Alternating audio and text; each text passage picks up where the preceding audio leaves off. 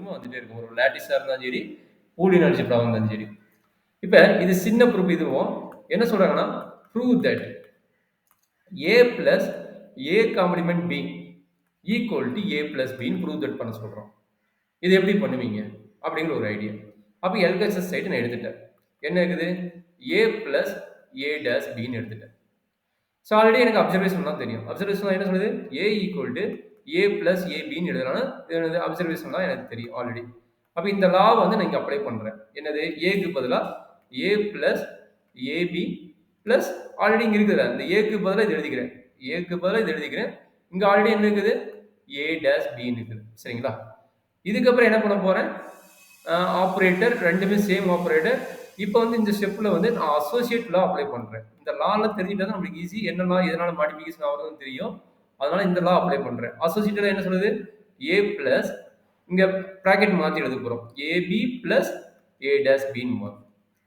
இதுக்கப்புறம் என்ன பண்ண போறேன் a பிளஸ் ரெண்டுக்கும் காமனா யாருக்குறா bங்கிற எழுதுறோம். அப்ப டிஸ்ட்ரிபியூட் லா அப்ளை பண்ண போறேன். அப்ப a பிளஸ் a dash ரெண்டுக்கு காமனா யார் இருக்கிறா b இருக்கிறான் b வெளியே எடுக்கிறேன். இப்படி b எழுதி எடுக்கிற மீனிங் என்ன அதுக்கு பேர் டிஸ்ட்ரிபியூட் லா பூலியன் அல்ஜிப்ரா இருக்கிறனால தான் டிஸ்ட்ரிபியூட் லா அப்ளை ஆகுது. வெறும் லேட்டிஸ் சொன்னா டிஸ்ட்ரிபியூட் லா அப்ளை ஆகாது.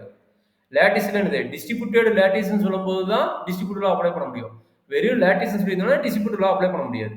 இது பூலியன் அல்ஜிப்ரா அதனால b காமனா எடுக்கிறேன் that is called distributed law. அப்ப என்னாச்சு a பிளஸ் ஏக்கும் a காம்ப்ளிமெண்ட்டுக்கும் அப்பர் பவுண்ட் என்ன லீஸ்ட் அப்பர் பவுண்ட். அப்ப நமக்கு ஒரு டெஃபினிஷன் தெரியும் காம்ப்ளிமெண்ட் லா. காம்ப்ளிமெண்ட் லா என்ன சொல்றதுக்கும் ஏக்கும் a டேஷ்க்கும் காம்ப்ளிமெண்ட் என்னவா இருக்கணும் சாரி a இங்க இருக்குதுன்னா a டேஷ் இந்த பக்கம் இருக்கும் a டேஷ் இந்த பக்கம் இருக்கும். அப்ப இது 0ங்கிற பாயிண்ட் இது 1ங்கிற பாயிண்ட்.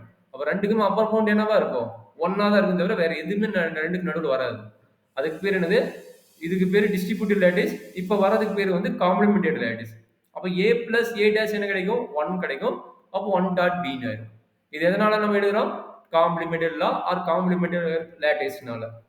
காம்ப்ளிமெண்டட் லேட்டிஸ்னால நம்ம எழுதுறோம் காம்ப்ளிமெண்டட் ப்ராப்பர்ட்டி.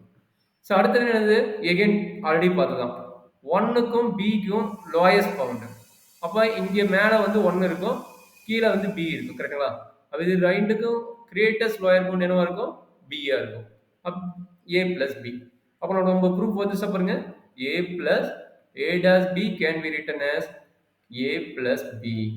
அவ்வளவுதான். அப்ப இங்க ஒவ்வொரு ஸ்டெப்புக்குமே என்னெல்லாம் அப்ளை பண்றோம் அப்படிங்கிற மீனிங் அந்த 7 ப்ராப்பர்ட்டி 8 ப்ராப்பர்ட்டிஸ் ஒன்னதுல இருக்குது. அப்ப அதை அப்ளை பண்ணிட்டு நம்ம ஒவ்வொன்றா திரும்ப திரும்ப பிராக்டிஸ் பண்ணும்போது ஈஸியா இருக்கும்.